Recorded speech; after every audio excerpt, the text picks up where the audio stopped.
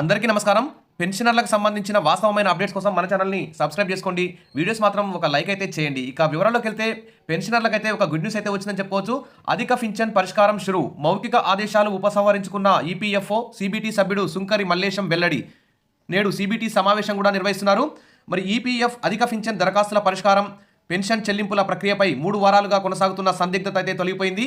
మరి application process ప్రక్రియను తాత్కాలికంగా నిలిపివేయాలంటూ ఇటీవల ఇచ్చిన మౌఖిక ఆదేశాలను ఈపీఎఫ్ఓ కేంద్ర కార్యాలయం ఉపసంహరించుకుంది. అప్లికేషన్లను వేగంగా పరిష్కరించి రిటైర్డ్ ఉద్యోగులకు సవరించిన పెన్షన్ చెల్లింపు పత్రాలు జారీ చేయాలని చెప్పేసి సూచించింది. దీంతో ప్రాంతీయ పెన్షన్ కార్యాలయాల్లో నిలిచిపోయిన ప్రక్రియ తిరిగి ప్రారంభమైంది. దరఖాస్తు పరిష్కార ప్రక్రియను తాత్కాలికంగా నిలిపివేయాలంటూ ఈపీఎఫ్ఓ కేంద్ర కార్యాలయం 2 వారాల క్రితం మౌఖిక ఆదేశాలు జారీ చేశారు. కార్మికులు మరియు రిటైర్డ్ ఉద్యోగులు ఆందోళన అయితే చేశారు. ఈ సందర్భంగా ఈ నేపథ్యంలో EPFO central board of trustees సభ్యుడు సుంకరి మల్లేశం చొరవ చూపి పరిస్థితిని కేంద్ర కార్యాలయం కార్మిక మంత్రిత్వ శాఖ దృష్టికి తీసుకెళ్లారు. దీంతో ఈపీఎఫ్ఓ కార్యాలయం అధిక పింఛన్ కార్యకలాపాలు కొనసాగించాలని ఆదేశాలు జారీ చేసిందని ఆయన ఈనాడుకు వివరించారు. ఆ వివరాలు అయితే ఈ విధంగా ఉన్నాయి. జనవరి నాటికి ప్రాథమిక పరిష్కార ప్రక్రియ పూర్తి. దరఖాస్తులపై జనవరిలోగా ప్రాంతీయ కార్యాలయాలు నిర్ణయం తీసుకోవాలని ఈపీఎఫ్ఓ ఆదేశించింది. ఈ మేరకు ప్రాంతీయ కార్యాలయాలు కార్యాచరణ ప్రణాళిక సిద్ధం చేయాలి. వచ్చిన అప్లికేషన్లన్నింటినీ ఆమోదించి డిమాండ్ నోటీసులు జారీ చేయడం లేదా అర్హతలు లేకుంటే తిరస్కరించడం చేయాలి.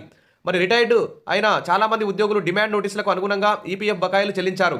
దరఖాస్తుల పరిష్కారంలో విశ్రాంత ఉద్యోగులకు ప్రాధాన్యమిచ్చి బకాయిలు చెల్లించిన వారికి సవరణ పీపీఓలు వెంటనే మంజూరు చేయాలని ఇక్కడ ఆదేశించారు. ఈపీఎఫ్ఓలో ఇచ్చిన నోటీసులకు 3 నెలల్లోగా చెల్లింపులు చేయలేకపోయినా వారి విషయంలో సంబంధిత ఆర్పీఎఫ్సీలు నిర్ణయం తీసుకోవాలని కేంద్ర కార్యాలయం ఆదేశించింది.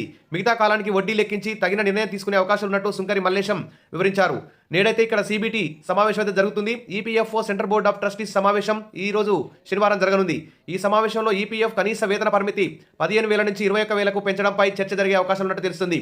మరి ఈపీఎఫ్ఓ సాధారణ పింఛన్దారుల కనీస పింఛన్ పెంపుపై కార్మిక సంఘాల తరపున సభ్యులైతే చర్చిస్తున్నారు.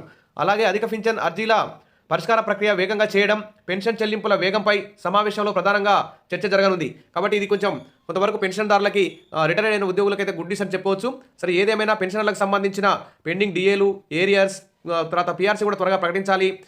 కాబట్టి ఇంకా పెన్షన్లకు సంబంధించి అనేక సమస్యలు ఉన్నాయి. ఆ సమస్యలన్నీ పరిష్కరించే విధంగా ప్రభుత్వం కృషి చేయాలని చెప్పి పెన్షన్లందరూ కూడా కోరుకుంటున్నారు. మరి పెన్షన్స్ యూనియన్ కూడా మరి సమస్యల పరిష్కారం కాకపోతే సమ్మెకైనా సిద్ధం, ఆందోళనకైనా సిద్ధం అని చెప్పేసి ప్రకటిస్తున్నాయి. సరే, ఏది ఏమైనా అధిక పింఛన్ పరిష్కారం షురూ కావడం ఇది ఒక గుడ్ న్యూస్ అని చెప్పుకోవచ్చు. మరిన్ని అప్డేట్స్ రాగానే ఈ శనివారం సిబిటి సమావేశం యొక్క అప్డేట్స్ మొత్తం కూడా మన ఛానల్ అందిస్తాను. తప్పకుండా సబ్స్క్రైబ్ చేసుకొని వీడియోస్ అయితే లైక్ చేస్తూ ఉండండి. Thank you.